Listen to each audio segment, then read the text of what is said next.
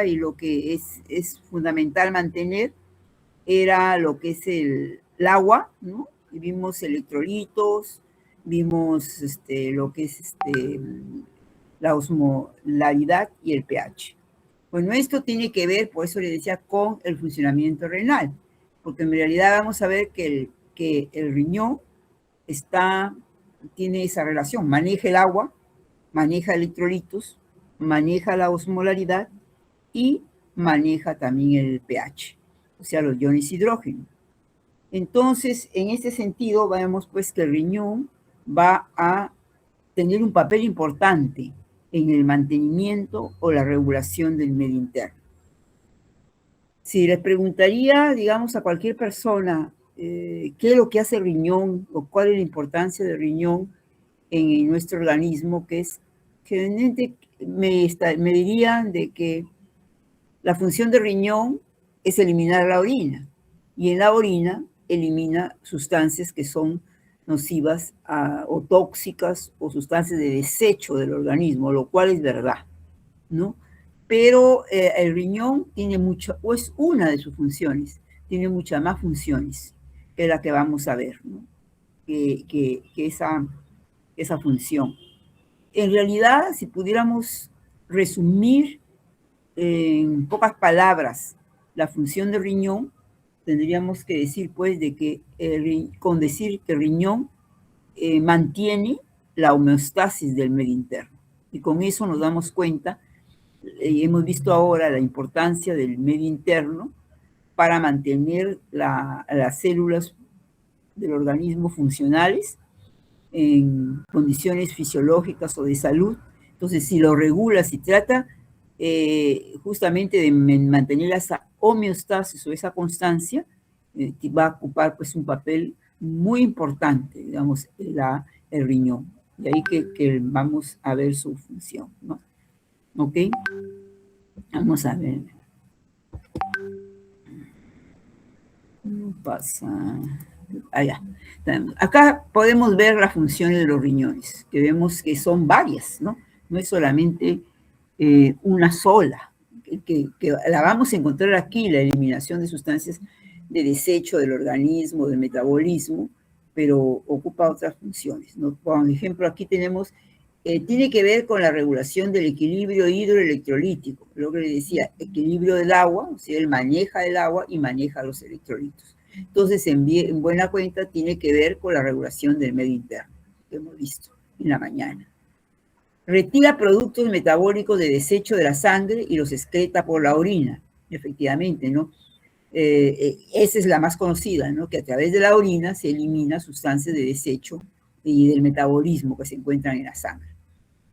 Retira sustancias extrañas para la sangre y las excreta por la orina. O sea, ¿qué es una sustancia extraña? Una sustancia extraña es una sustancia que no es producida por el organismo, que normalmente no está en el organismo, no ocupa una función determinada en el organismo. Entonces, pero que por alguna razón ha ingresado a nuestro organismo. Por ejemplo, una sustancia extraña podría ser los medicamentos. Los medicamentos no son producidos, pero para superar ciertos problemas de salud, entonces se ingiere medicamentos, pero estos no van a quedarse todo el tiempo ahí, no deben de quedarse en la sangre, ¿no? No deben quedarse en nuestro organismo, porque si no, cumplirían al contrario una función contraria a lo que es buscar la salud, ¿no? Por ejemplo, si alguien toma un hipertensivo, y entonces, o una sustancia para disminuir, un medicamento para disminuir la glucosa en ciertas, pero si no se eliminara y sigue tomando, entonces, ¿qué es lo que sucede? Si se quedara ahí todo el tiempo, entonces resulta que baja la presión, en este caso si fuera el hipertensivo, pero seguiría bajándola y iríamos al otro lado, ¿no? A una baja excesiva. Igualmente, lo que ocurre con los medicamentos para mantener los niveles de glucosa, ¿no? Si no se eliminarían, entonces ahí se quedaría, digamos, en la sangre y producirían una hipoglicemia, lo cual también es tan grave, o más que una hiperglicemia, ¿no? Por eso las personas que tienen una función renal disminuida, que tienen problemas con el riñón, entonces es importante, digamos, esto, porque sobre todo el manejo de los medicamentos, porque sabemos que no van a poder eliminar estos medicamentos igual que una persona que tiene su función renal bien. Y entonces hay que ver cuánto daño tiene ese riñón, hasta qué porcentaje, para saber las dosis, adecuar las dosis al daño, ¿no? Al que estime. Entonces esto también, el manejo implica pues un manejo muy, muy cuidadoso en cuanto a esta función, ¿no? El manejo de medicamentos. También una sustancia extraña pueden ser, por ejemplo, los aditamentos que la industria alimentaria le pone a los alimentos para hacerlos atractivos, ya sea por el color, muchas veces colorantes utilizan, o sobre todo en niños, por ejemplo, o también en adultos, ¿no? El color y también el sabor muchas veces, ¿no? Entonces, y no tienen una función determinada, solamente van como aditivos y que inclusive algunas veces son hasta nocivos para la salud, y estos deben ser eliminados por los riñones, ¿no? Se eliminan al final, no que se quedan ahí, sino un tiempo y se eliminan. Y se eliminan por el riñón. Entonces, una persona que también tiene una función renal disminuida, no va a poder eliminar esas sustancias, ¿no? Entonces, tiene que tener mucho cuidado en ciertos medicamentos o en ciertos alimentos también que no sean naturales, por ejemplo, ¿no? En lo cual, después, ¿qué vemos acá? Regula la presión arterial. O sea, miren, también el riñón tiene que ver con la presión arterial. ¿Por qué? Porque él maneja la excreción de sodio. O sea, vamos a tener que tiene que ver con la reabsorción y excreción de sodio en el túbulo renal. Entonces, el sodio, ustedes ya han llevado cardio, entonces sabemos que el sodio, pues, retención de sodio significa retención de agua, un aumento de la presión a nivel de los vasos sanguíneos, aumento del volumen, aumento de presión y aumento de la presión arterial. Entonces, ahí tenemos también ese problema. Tenemos acá la secreción de renina y otras sustancias vasoactivas. Entonces, en el riñón va a producir una sustancia que se denomina la renina. Y si ya han llevado cardio, también eso es lo bonito de yo que tengo que no solamente hacerles recordar, han visto en cardio y también en endocrino el sistema renina, angiotensina, aldosterona, ¿no? En renina, angiotensina, aldosterona, porque es un sistema que va a regular la presión arterial. Y en endocrino, porque la aldosterona es una hormona producida por las suprarrenales, y entonces también hay que estudiar esa función. Y ahora, acá en renal, vemos que, ¿dónde se inicia esto? Ese sistema, porque el riñón elimina la renina. ¿Y cuál es el fin del sistema renina, angiotensina, aldosterona? ¿Qué es el último es la aldosterona? ¿Y qué es lo que hace la aldosterona? Recuerden, es una hormona que tiene como función la reabsorción de sodio. La aldosterona tiene que ver con la reabsorción de sodio a nivel del túbulo distal del riñón, del nefrón, que es prácticamente en el riñón, ¿no? Entonces tiene que ver con eso. Entonces, por eso, como maneja el sodio, es que tiene un control prácticamente del sistema renina-angiotensina para la presión arterial. Generalmente ese sistema se activa cuando hay una caída de sodio o una caída también de la presión, porque una caída de sodio cae la presión, o cuando, por ejemplo, hay una hemorragia y hay una disminución de los volúmenes líquidos. Entonces, todo esto estimula la producción de renina, y lo cual va a actuar sobre la angiotensina, acuérdense que es producida en el hígado. Entonces, o sea, la renina sale al plasma, ahí encuentra la angiotensina la convierte en el angiotensonógeno, perdón, en angiotensina 1 y luego en angiotensina 2. La angiotensina 1 no tiene funciones fisiológicas, o sea, es una sustancia inerte que no. Pero cuando la angiotensina 1 sufre la acción enzimática de una enzima que es la enzima convertidora de angiotensina, se produce una sustancia que es la angiotensina 2, que sí tiene una función muy activa. ¿Cuál es su función de la angiotensina 2? La angiotensina 2 es producir vasoconstricción. Y si produce vasoconstricción, ustedes saben que sube la presión. Entonces, es el primero de sus funciones inmediatamente, ¿no? Entonces, estamos con que esta produce, si ha sido la caída de la presión lo que ha estimulado el sistema renina, angiotensina, aldosterona, entonces ya se va a ver, resuelto el problema porque la vasoconstricción va a aumentar la presión.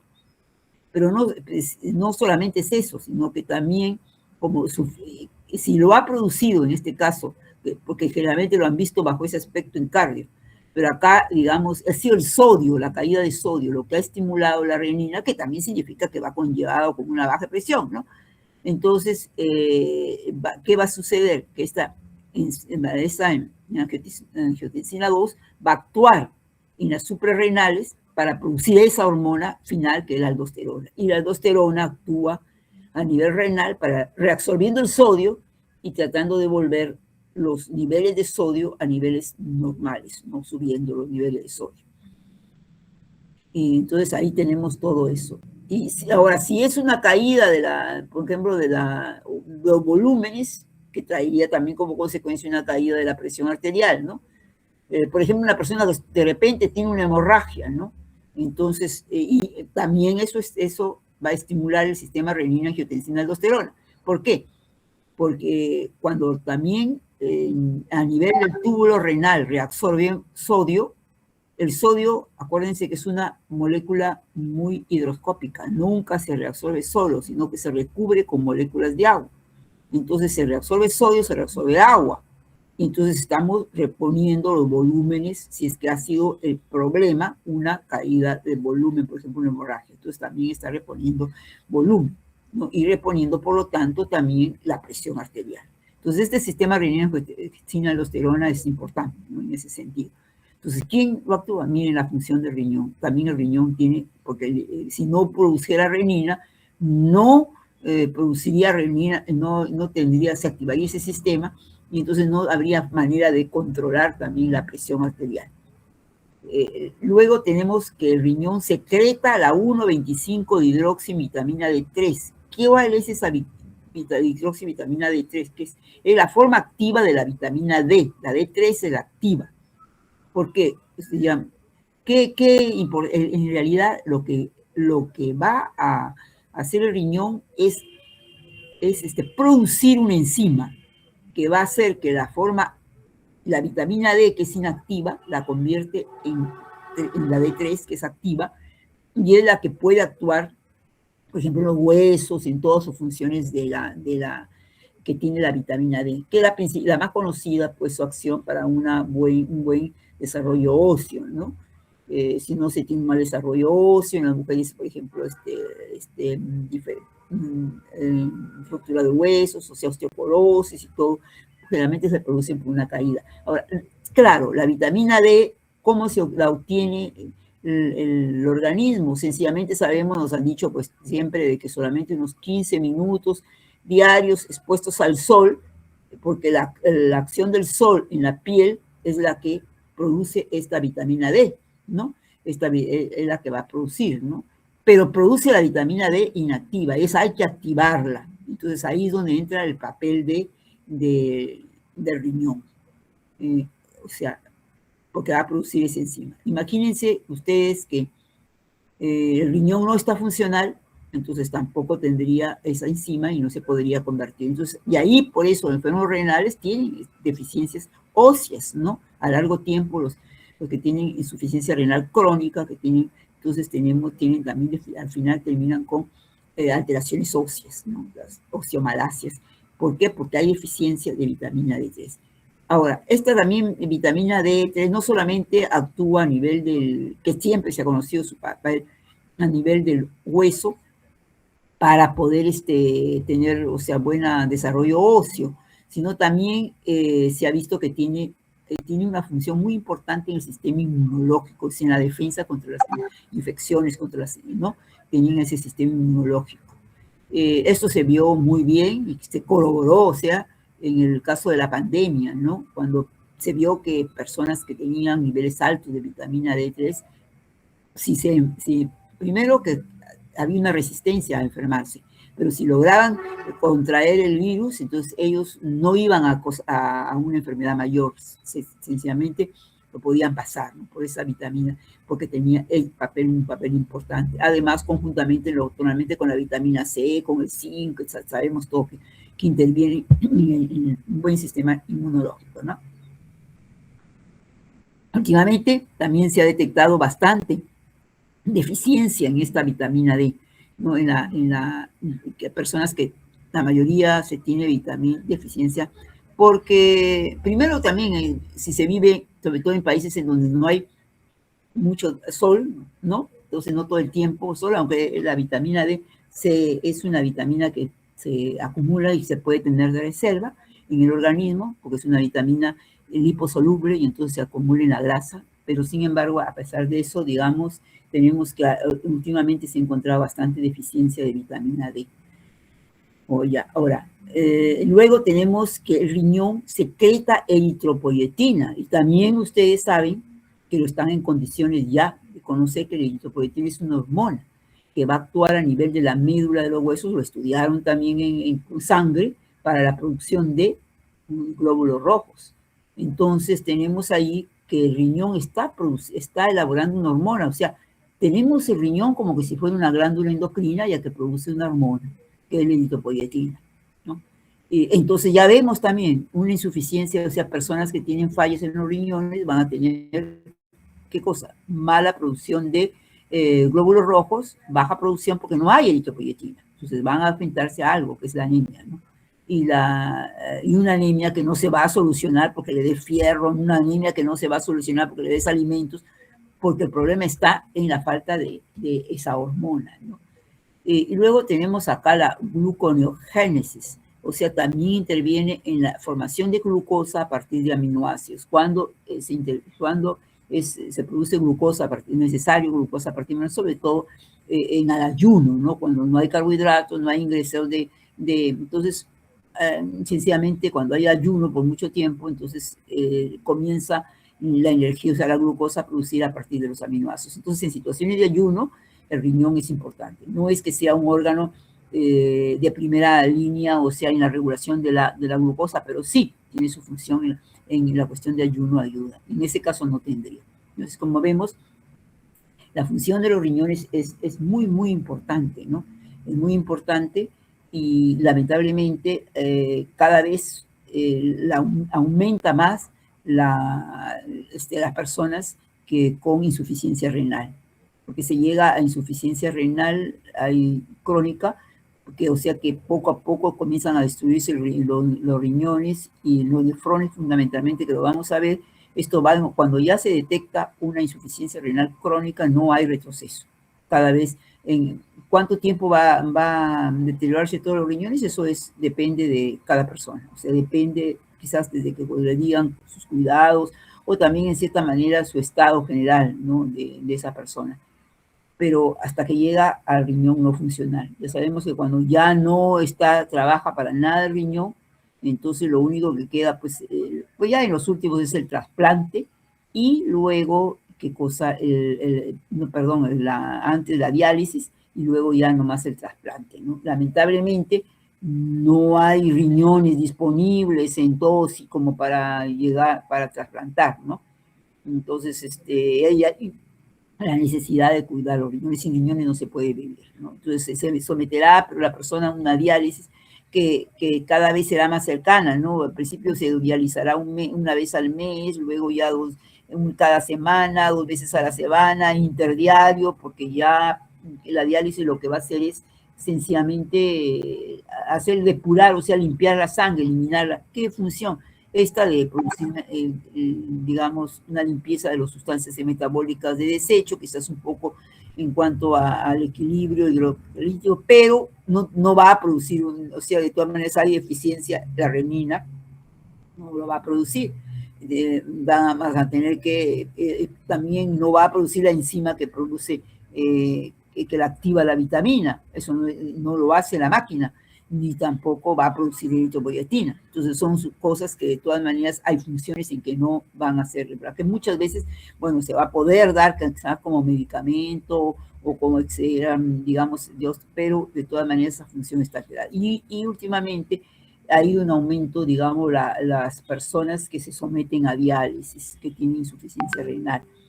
O, sobre todo, ¿por qué? Porque el riñón es el final de, digamos, de ciertas enfermedades crónicas que últimamente van en aumento, como es la hipertensión arterial, que no es bien controlada por las personas, ¿no? Y que muchas veces, inclusive algunas veces, viven con hipertensión sin saber que lo está, y durante mucho tiempo están dañando, vamos a ver cómo dañando los riñones. Al final, un hipertenso termina con insuficiencia renal crónica.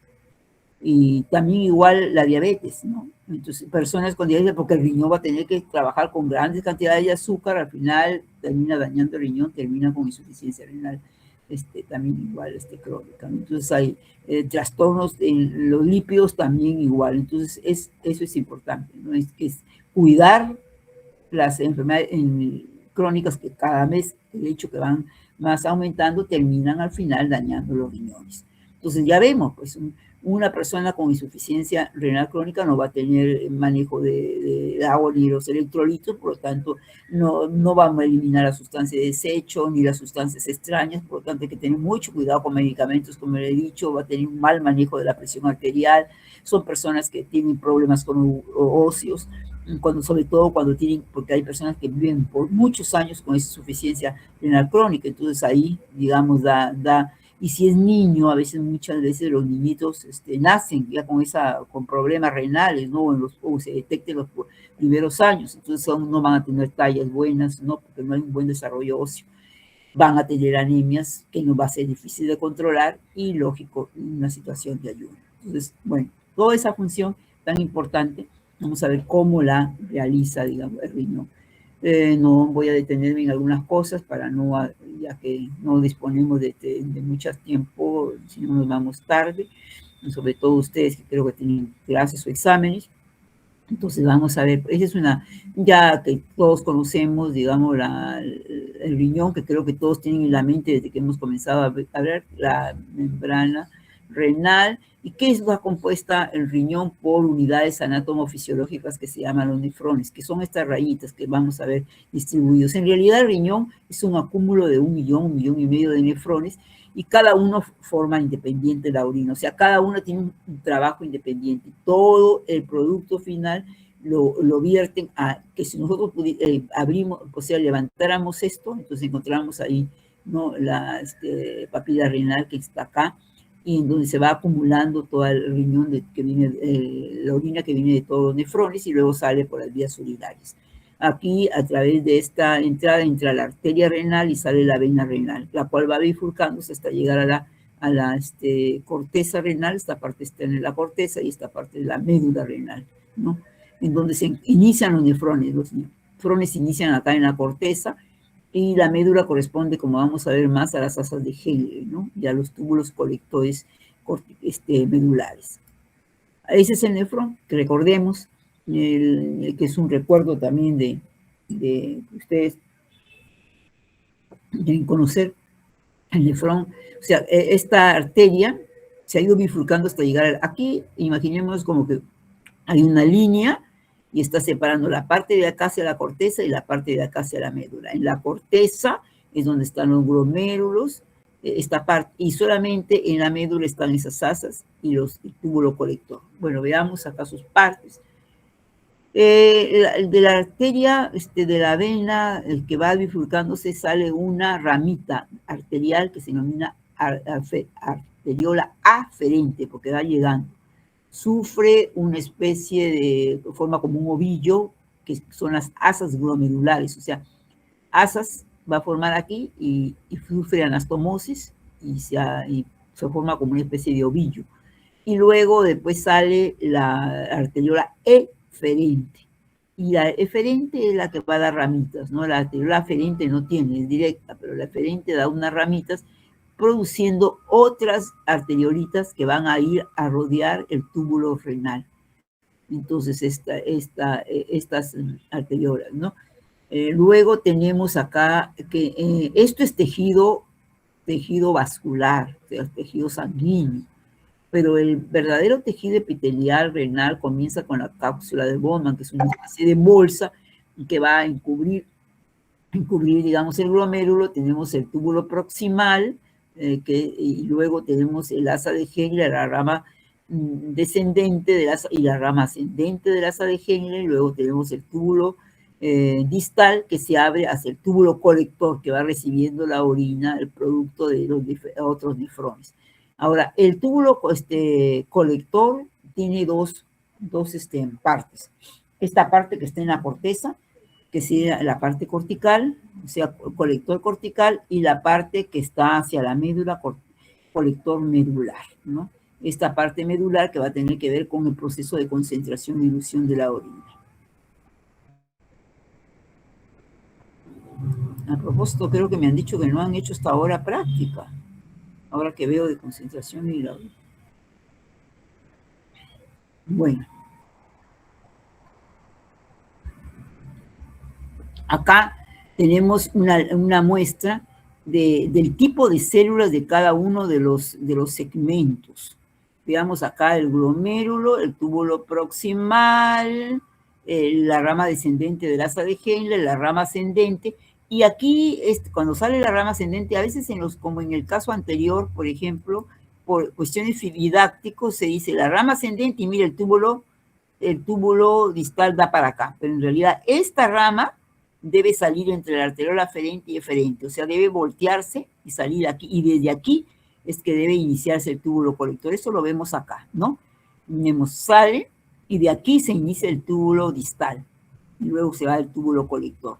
Ahora, es importante porque aquí donde termina la rama ascendente del asa de Henle y comienza el túbulo distal, hay unas células ahí que son células que tienen pigmentaciones oscuras.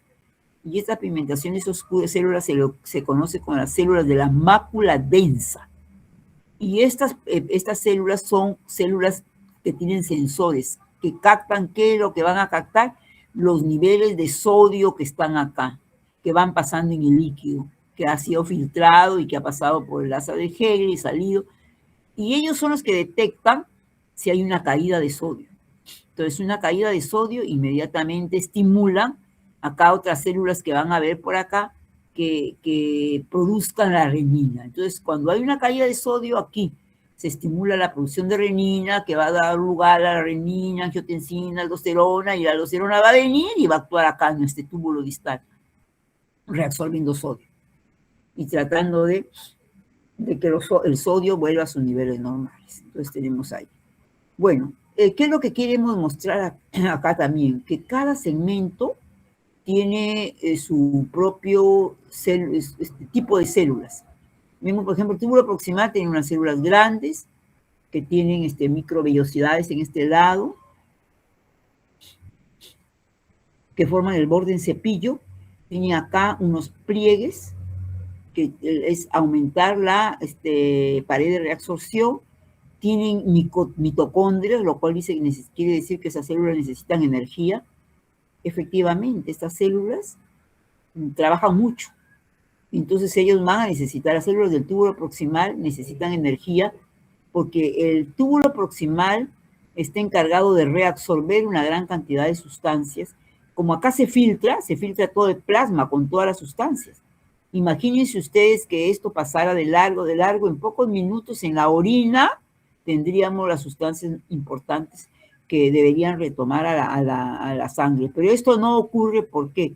No ocurre porque el túbulo proximal es el que se encarga de reabsorber la mayoría de sustancias, o sea, reabsorbe. Y se acuerdan que dijimos que había en esta asa, esta arteriola eferente da unos arteriolitas que van a envolver, entonces ahí pasan a esas arteriolas, ¿no? Y luego después regresan a la sangre todos esos elementos. Entonces, el segmento donde más se reabsorbe es a nivel del túbulo proximal. Ahí tenemos el segmento que más se va a resolver. túbulo contorneado proximal es esto, ¿no?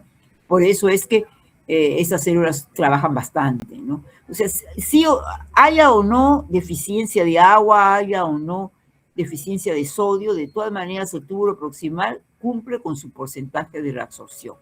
Reabsorbe agua y reabsorbe solutos. Prácticamente del 100% que llega acá, hasta el 75% puede reabsorberse. Generalmente está entre un 50 a un 75% de reabsorción. Lo que significa, pues, de que solamente queda el 25% para ser acá trabajada por los diferentes segmentos. De ahí imagínense el gran trabajo que tiene el túbulo proximal. Luego del túbulo proximal sigue la rama descendente del asa de Henle, y este es el tipo de células que tiene la rama descendente del asa de Henle. ¿Se dan cuenta?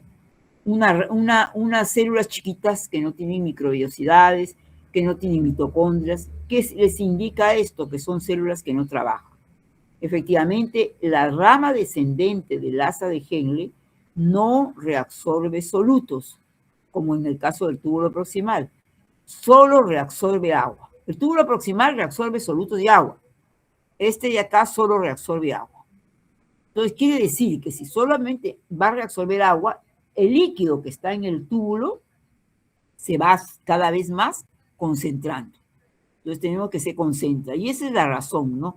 O sea, para tener una concentración porque va perdiendo agua.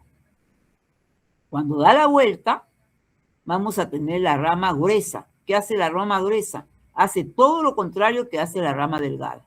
La rama delgada no reabsorbía solutos, solo agua. Ella reabsorbe solutos y no reabsorbe agua. Con lo cual se va diluyendo hasta llegar acá. Vamos a ver qué.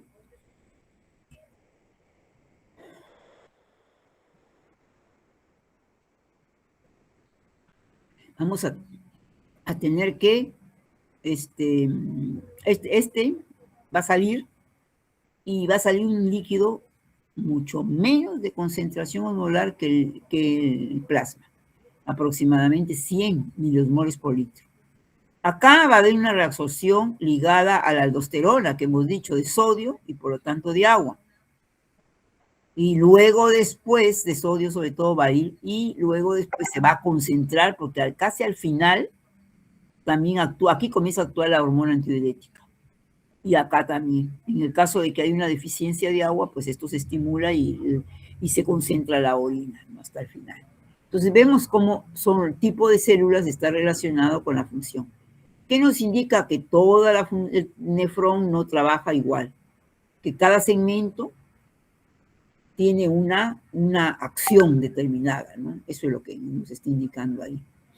Entonces ahí vemos cómo es, ¿no? Entonces acuérdense, acá, reabsorción de agua y sodio. Lo único que hace, acá no hay cambio de osmolaridad, porque es como que si quitara nomás la cantidad de agua con los solutos, ¿no? Igual, y nomás disminuye el volumen. De tal manera que a lo largo de todo el túbulo proximal, la osmolaridad es la misma que el plasma, 300 milosmoles por litro. Pero cuando va acá, como hay reabsorción de agua, entonces se concentra. Y acá, como hay reabsorción de solutos, se diluye. Y luego acá al principio todavía se diluye más porque hay reabsorción de sodio por aldosterona, pero ya al final hay acción de hormona antidiurética y ya comienza de nuevo a concentrarse así. Llega a 300 y luego después también igual, a medida que baja va perdiendo agua y se va concentrando. El que el asa de Henle concentre es importante para el proceso de concentración y dilución urinaria. Si el asa de Henle no hiciera eso, no hubiera concentración urinaria, o sea, no habría manera de recuperar el agua cuando hay un balance negativo de agua, un estado de deshidratación. Porque en realidad no es tanto importante la concentración dentro del túbulo, sino el intersticio medular, o sea, lo que lo rodea. Porque si aquí concentramos, después de un tiempo, en el equilibrio, va a ser que la misma concentración que hay acá, haya también el intersticio. O sea, esto va a crear una gradiente también en el intersticio, que se llama la gradiente osmolar de la médula renal. ¿Quién crea la gradiente? el asa de Henle, sobre todo la rama descendente del asa de Henle, que es importante para el proceso de concentración de la orina, porque este intersticio también rodea el túbulo colector y es donde se va a producir la concentración de la orina, ¿no? Entonces, este segmento, igual osmolaridad, hiperosmolar, hipoosmolar, de nuevo se hace isoosmolar y hiperosmolar, ¿no? Entonces tenemos esas. Acá tenemos un esquema en donde evidenciamos la corteza y la médula renal. Y lo que les decía, en la corteza se inician, todos los glomérulos se inician en la corteza, y aquí hay glomérulos, como ven, hay tubo proximal, hay túbulos distales y parte del túbulo colector. ¿Qué es lo que hay en la médula? En la médula solo hay asas de Henle y la parte medular del túbulo colector. Y vasos sanguíneos. Y estos vasos sanguíneos son diferentes o sea, a la estructura, cómo se distribuyen en la médula es diferente de la corteza. Vean acá, miren cómo eso es como ramificado, mientras que aquí los vasos sanguíneos son en forma de U, como que si fueran paralelos a las asas de Henle. Entonces, tiene también una razón funcional. ¿Cuál es la razón funcional? Es que los vasos, esos se denominan los vasos rectos, que son en forma de U de la médula, le va a permitir que la circulación de la sangre acá en la médula renal sea menor que en la corteza. Si estos no fueran así, sino como acá, como distribución, como en la corteza, tendrían mayor velocidad de circulación de la sangre. ¿Y por qué? Se necesita menor velocidad de circulación de la sangre en la médula. ¿Para qué? Para el proceso de concentración de la orina también, veamos, ¿no? Proceso de concentración de la orina. Entonces también tenemos ahí, se necesita. Entonces, para la concentración de la orina necesitamos asa de Henle que crean necesitamos que aumenten la concentración y por lo tanto creen el intersticio con una gradiente osmolar, que va desde 300 hasta la osmolaridad máxima. La osmolaridad máxima está entre 1200 a 1400 milosmoles por litro. Tenemos acá unos vasos que como circulan, la circulación es lenta, permite que esta gradiente se mantenga, porque si no, lavaría todo y todo lo pondría en 300, como es en el caso de la corteza. En la corteza todo es 300, en la médula no, hay una gradiente. Y el túbulo colector, que es donde actúa prácticamente la hormona antidiurética y que permite que haya una reabsorción porque existe una gradiente y porque existen esos vasos que mantienen la gradiente. Si no hubiera gradiente, no habría la reabsorción. Luego, más adelante, vamos por qué.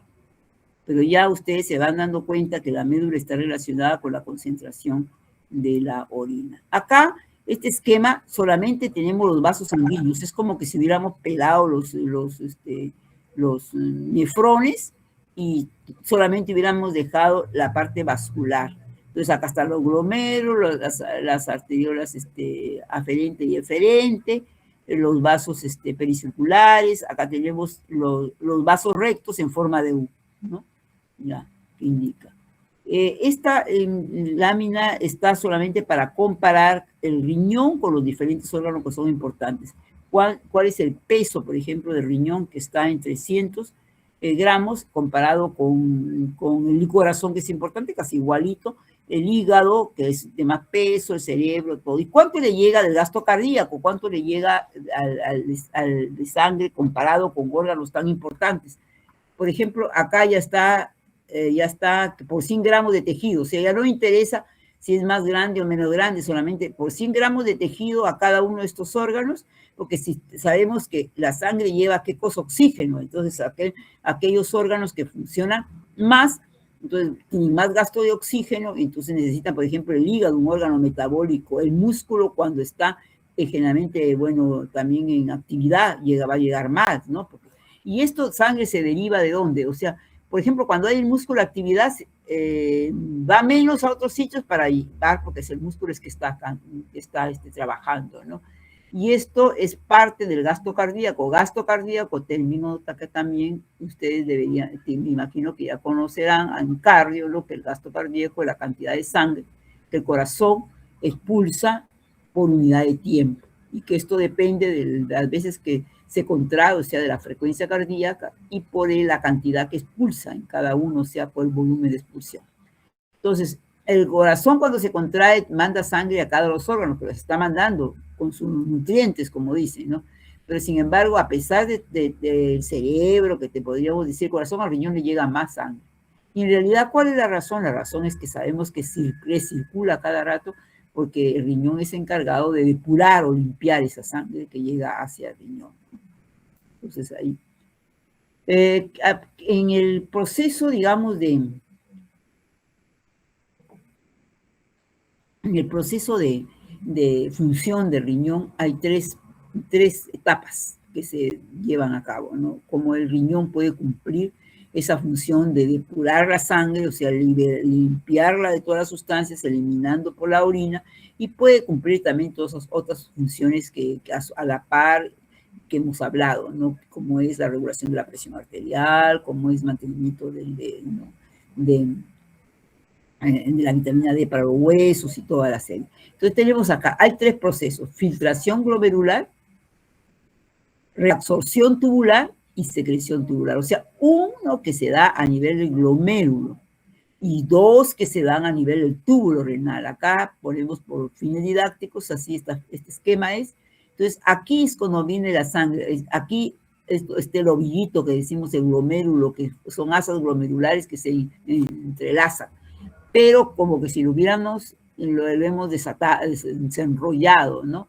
Entonces aquí va a pasar la sangre por los glomérulos y en su camino hacia la arteria eferente, y aquí se va a producir el pasaje, el filtrado glomerular, para que comience a trabajar este tubo, ¿no? Corrigiendo o no lo que debe corregir.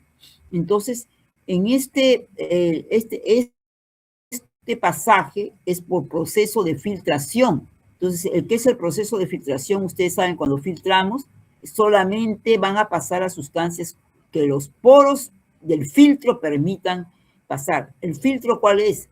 El tubo, la pared del vaso sanguíneo con la pared basal, la membrana basal y la pared de la cápsula de Bowman. Entonces, cuando está circulando la sangre, solo va a pasar aquellas sustancias que pueden atravesar los poros de estas membranas y para llegar acá. La sangre llega, pero no, sencillamente no se va a filtrar todo, no va a pasar hacia el túbulo.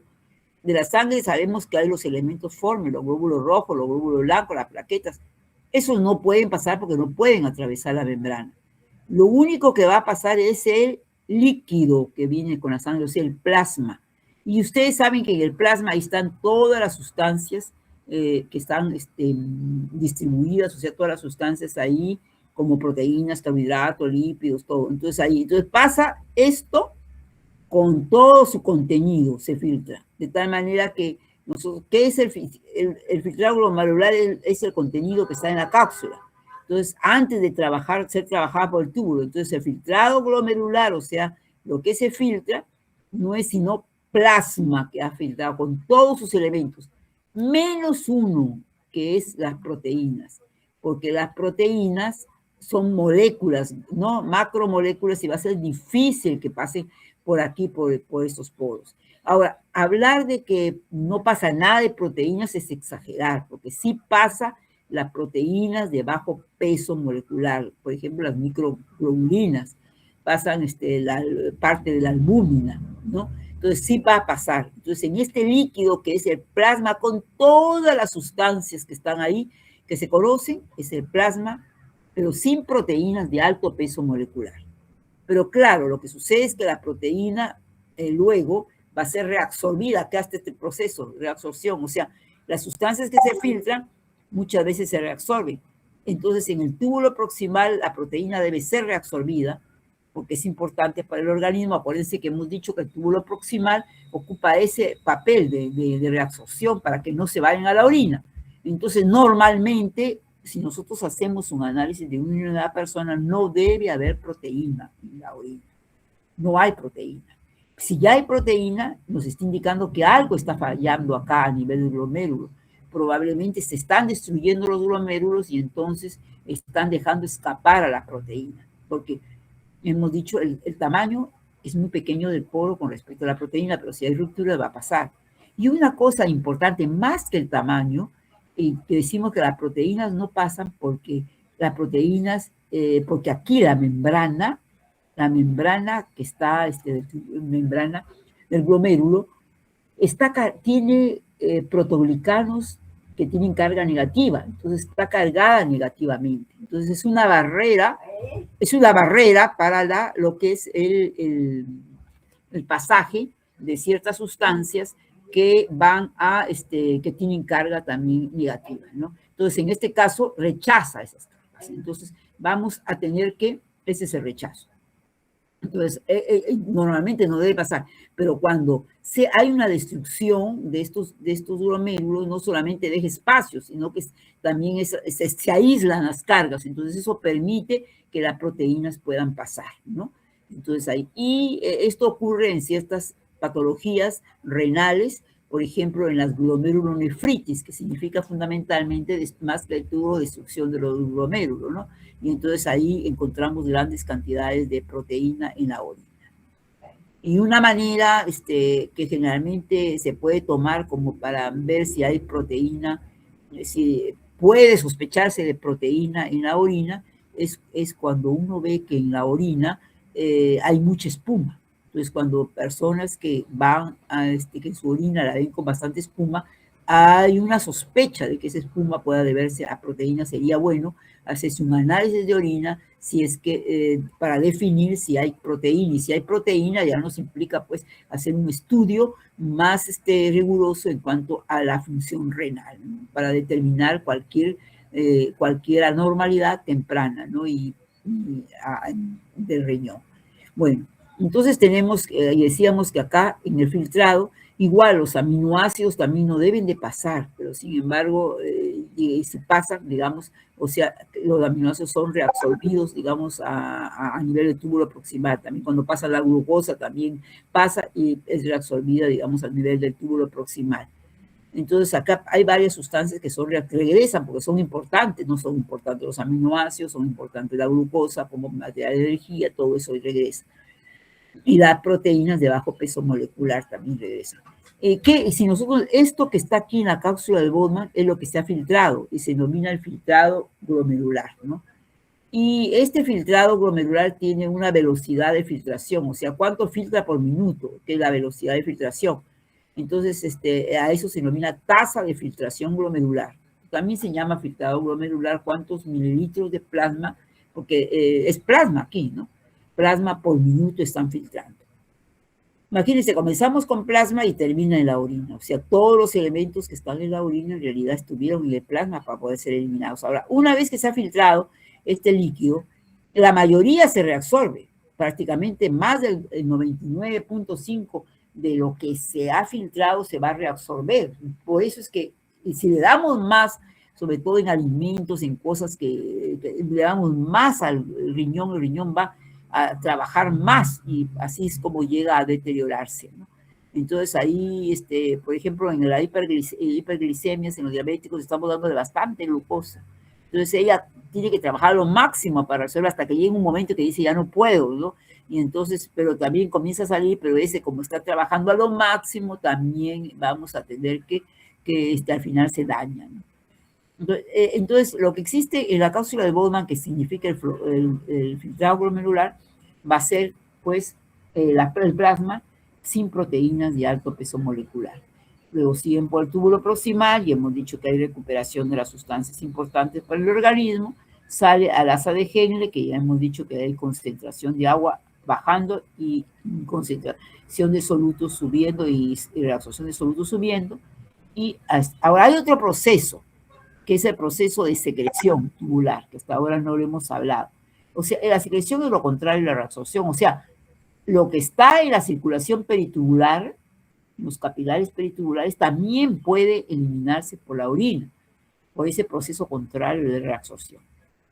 Ahora, el túbulo renal reabsorbe sustancias o secreta sustancias a través, esto es por filtración, pero esto es por transporte de membrana. Entonces tenemos ahí que hay un transporte de membrana y por lo tanto las sustancias se reabsorberán ya sea por reabsorción activa cuando va en contra de una gradiente de concentración o reabsorción pasiva sin gasto de energía cuando va, cuando sigue la mayoría, la gradiente. La mayoría de sustancias que se reabsorben acá lo hacen por reabsorción activa. O sea, van en contra, a pesar de que en el plasma hay, se reabsorbe porque es importante, ¿no? Entonces ahí tenemos. Entonces, la mayoría lo hace con gasto de energía, por eso vimos que había mitocondrias en el túbulo proximal, sobre todo, ¿no? Y algunas sustancias también activas, puede ser el sodio, también a nivel del túbulo distal. Entonces, ¿por qué sucede esto? Porque hay el proceso de secreción, porque cuando llega a la sangre, pues se produce el filtrado, pero no es que llega y todo el plasma pasa.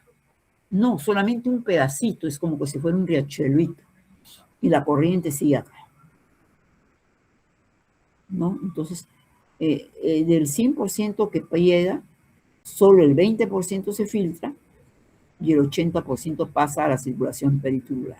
Entonces, si una sustancia llegó acá y no se filtró, le queda, y se debe eliminar, le queda todavía el proceso de secreción, ¿no? Que a través de acá pueda eliminarse. Esta es la disposición que vemos que les decía, la arteriola aferente, las asas glomerulares, la arteriola eferente.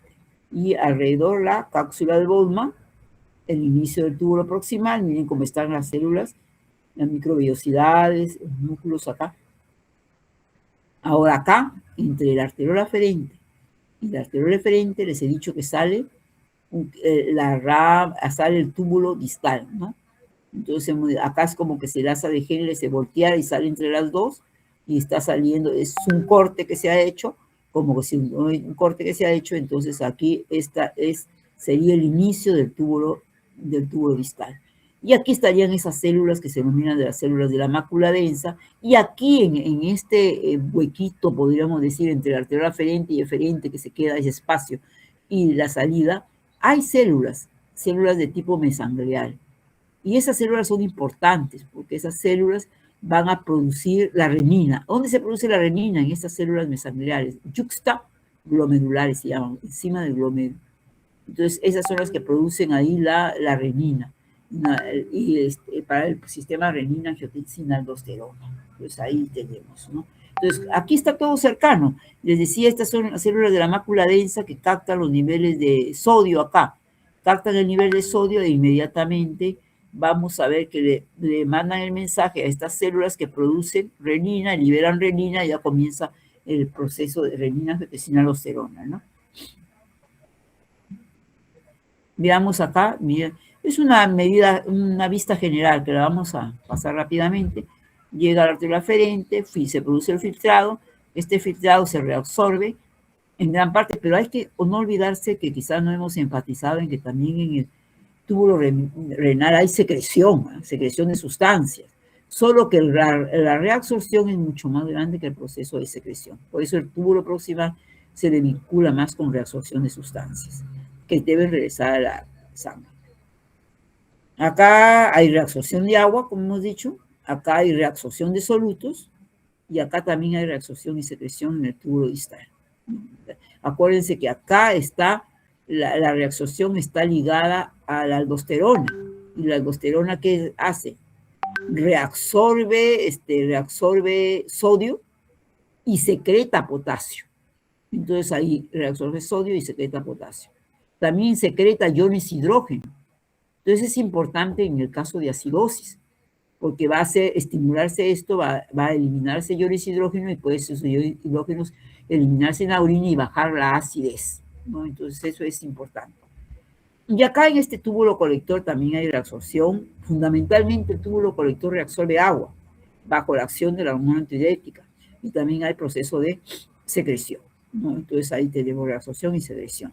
Bueno, y si nos damos cuenta que tenemos aquí una vista general, en el túbulo proximal no necesita ningún mensaje hormonal para reabsorber las sustancias. Efectivamente, como les decía, el túbulo proximal ya sabe su misión. Su misión es recuperar. Entonces esa misión de recuperar lo va a hacer a este nivel y va a hacerlo sin necesidad de un mensaje que le llegue. Independiente de si hay agua o no hay agua, hay sodio o no sodio en el medio interno, él va a reabsorber esa cantidad, la misma cantidad, el mismo porcentaje, ¿no? Y luego después, acá tampoco ni raza de Henle, tampoco no hay acción. ¿Dónde comienza la acción hormonal acá? Con la aldosterona en el túbulo distal y al final la hormona antidiurética y todo el túbulo colector, la hormona antidiurética, ¿no? Y también aldosterona. Entonces, esto es lo que se produce. Entonces, quiere decir, como la acción de una hormona que viene como mensajero, me está diciendo que está viniendo porque es que se reabsorba más sodio, se reabsorbe menos sodio, de acuerdo a lo que hay en el medio interno, que se reabsorbe más agua o no, de acuerdo al medio interno. Entonces, si decimos que el riñón es uno de los órganos reguladores del medio interno, ¿dónde se produce la regulación? Fundamentalmente en el túbulo distal y en el túbulo colector. Porque ahí viene el mensaje, ahí sí. Eso va a haber reabsorción de sodio o agua dependiendo de lo que está en el medio interno.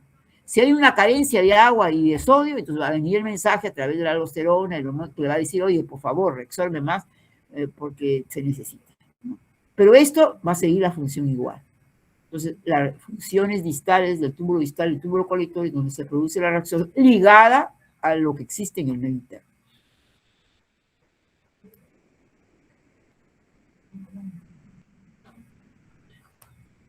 He hablado desde la mañana con usted, después con enfermería, toda la tarde y ahora que me está cobrando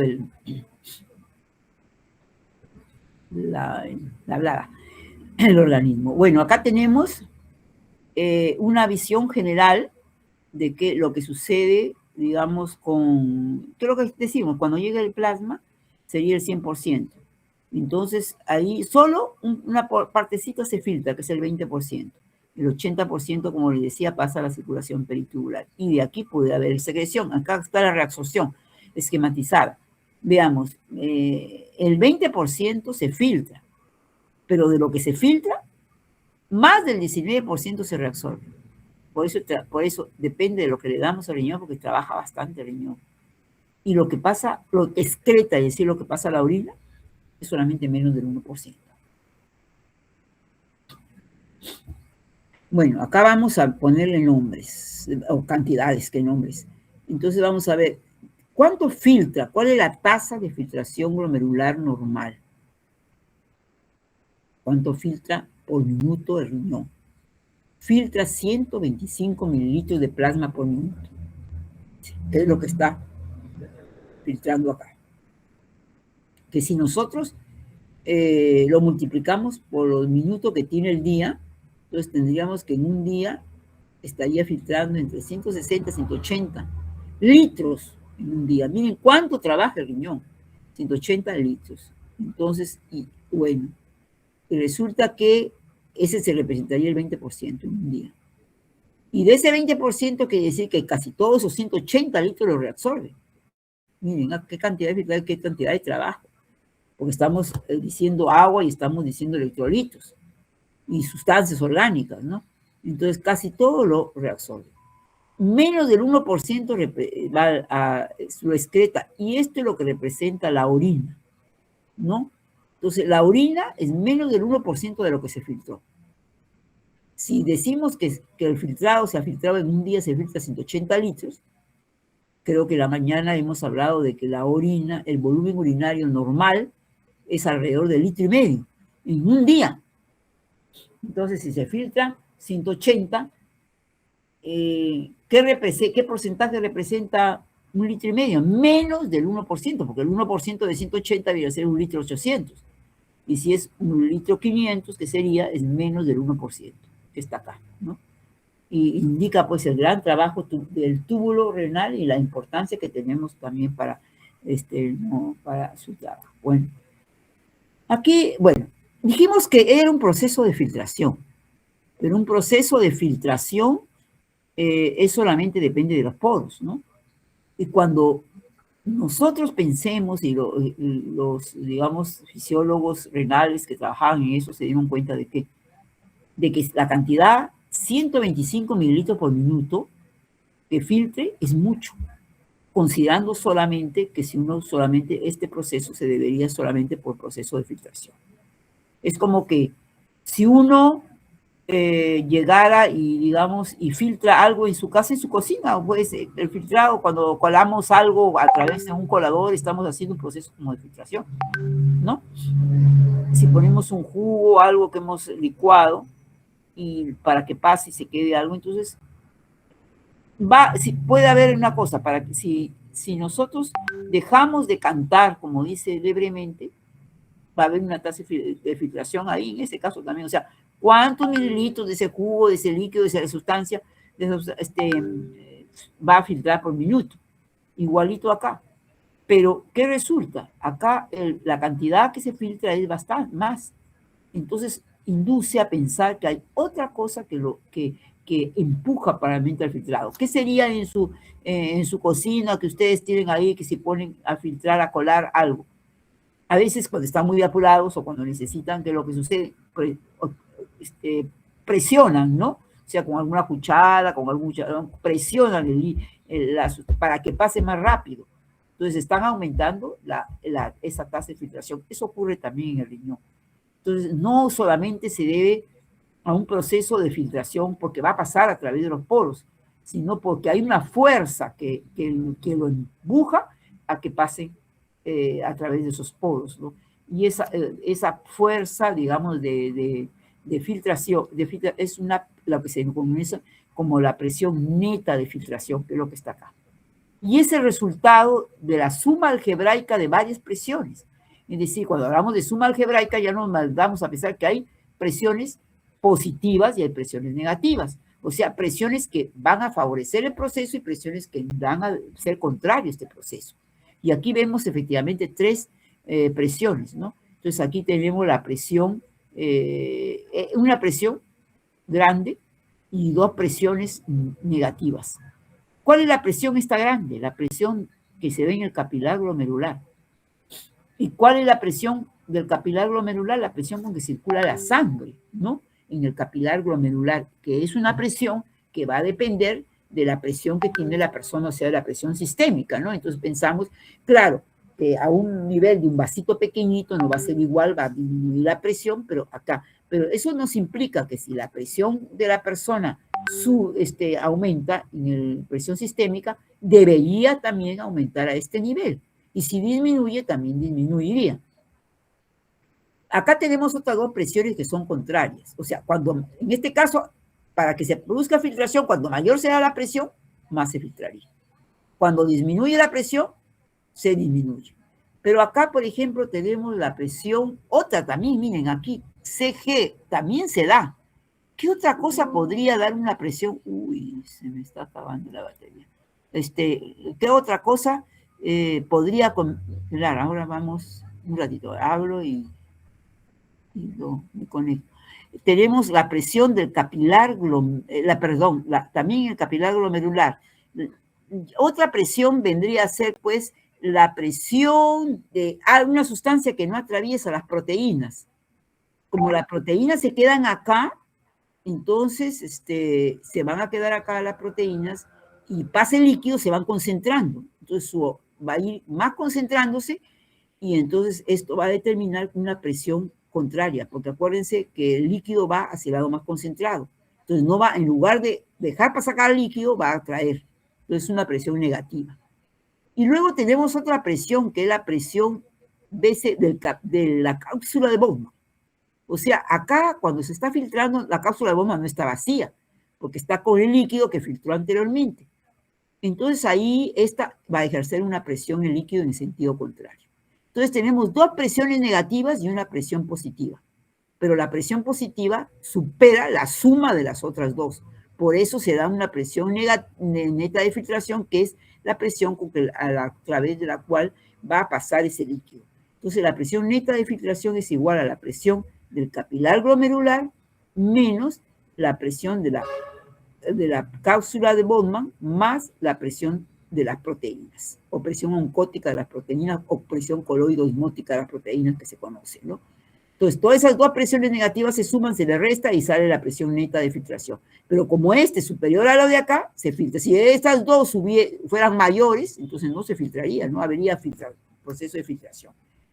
Bueno, pero esto nos lleva a ¿qué? Nos lleva a quizás a decir que si son presiones que están supeditadas a que aumenten o disminuyan, entonces significa que la tasa de filtración glomerular, que depende de la presión neta de filtración, también podría aumentar o disminuir, ¿no? ¿No es así? Podríamos decir que si hay un aumento de presión, por ejemplo, si hay un aumento de la presión del capilar glomerular, aumentaría. Pero si hay un aumento de la presión del capilar, disminuiría. Y si hay un aumento de la presión de las proteínas, también disminuiría. Entonces, estas estarían sujetas a presión y no sería una tasa de filtración fija, porque estaría el vaivén de ser, ¿no? ¿Eso le conviene a la función renal? No le conviene a la función renal, porque pongamos el caso, si en un momento determinado la presión baja, entonces la presión, o sea, neta de filtración baja, ¿qué pasa? Se filtra menos. Y si se filtra menos, quiere decir que la función de riñón, que es depurar el plasma, no se está cumpliendo como debería ser, porque no se estarían eliminando esas sustancias por la orina que deberían ser eliminadas. Entonces, es lo que ocurre generalmente en la insuficiencia renal. En la insuficiencia renal, la insuficiencia renal crónica se determina por la tasa de la filtración glomerular. O sea, debe haber para que se filtre 125, debe de haber una tasa fija que es 125 mililitros por minuto. Entonces, si es que se filtra menos, entonces quiere decir que ese riñón no está funcional. Y cuando una persona comienza con la falla renal, ¿qué sucede? Al principio, si lo seguimos desde el principio, va a ser pues que va a tener una tasa de filtración menos, pongamos un 60%, de ahí va bajando en 50%, va progresando el tiempo y va progresando la enfermedad renal y va a quedar hasta 10%, ya prácticamente ese riñón lo filtra, ¿no? Y ahí donde se tiene que hacer la diálisis, ¿no? O si el trasplante renal, ¿no? Entonces, ese es digamos, el problema, ¿no? Que vamos a tener. Entonces, no sería pues así. ¿Le conviene eso? No le conviene, porque si disminuye, ahora dice, muy bien, pero entonces si aumenta la presión neta de filtración, filtrará más, y entonces eso es bien porque el riñón va a hacer mejor función. Tampoco. Porque miren, si filtra más, eso es velocidad de filtración. Entonces, si la tasa de filtración aumenta, significa que le estamos dando al túbulo proximal, está corriendo, ¿no? Está rápido. Y acuérdense que hace el túbulo proximal, regresar las sustancias a la sangre. Entonces no va a tener tiempo de regresar las sustancias, se van a escapar por la orina. Entonces tampoco le conviene. Entonces, ¿qué le conviene? Su tasa de filtración normal para poder cumplir su función. Pero eso depende de las presiones. Entonces veamos qué tanto influyen las presiones en el lactato. Usted, ahora, digamos, por ejemplo, las proteínas, ¿cambiarán en un día a una persona fácilmente, digamos, de concentración como para cambiar la tasa de filtración glomerular? No. Realmente la concentración de proteínas es la misma y no va a ir un cambio de un momento a otro, salvo en una situación patológica, en la deshidratación. Como en un momento a otro, de repente la persona se deshidrata o de un día a 2 días, entonces ahí sí, por la deshidratación, se concentra. Pero es una situación patológica. Ahora, ¿qué sucede con la presión de la cápsula de Bowman? ¿Cambiará? No, tampoco normalmente, porque la tasa de filtración es normal, no va a estar cambiando en un día así, salvo que en una situación patológica. ¿Cuál es la situación patológica? En que hubiera alguna obstrucción de las vías urinarias. Si hay una obstrucción de las vías urinarias, la orina no puede drenar fácilmente y entonces se acumula y va a producir una presión contraria. ¿Qué es el caso? De la litiasis renal, ¿no? O sea, el cálculo renales. Los cálculos se obstruyen, no pasa la orina y ocurre una presión más. Entonces, en ambos casos hemos visto que normalmente no debe haber cambios, salvo en situaciones patológicas. ¿Y qué hablamos de la presión del capilar glomerular? O sea, que es de la presión hidrostática. Esas